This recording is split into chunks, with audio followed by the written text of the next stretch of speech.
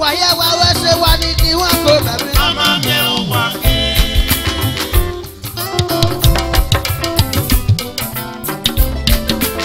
Wàyẹ̀ wá wẹ́sẹ̀ wá ní múdíá mẹ́yà yóò dúkùn. Mama mi ò wá kí.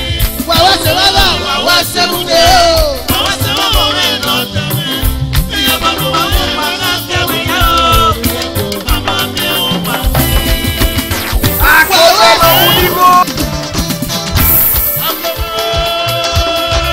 Ìfọ̀ òwúrẹ̀ ni a.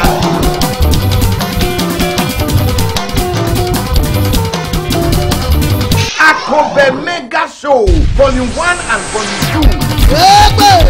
Hey!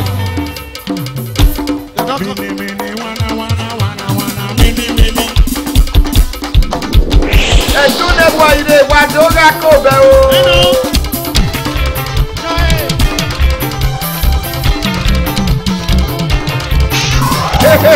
Ọ̀nà ó kàn á sáfù bọ́lá wọ́n mi adé sí ní sọ́ọ̀bù lọ́jà kò wẹ́. Gbẹ́nà ní èèmù ẹ̀ Akobe Mega Show Volume 1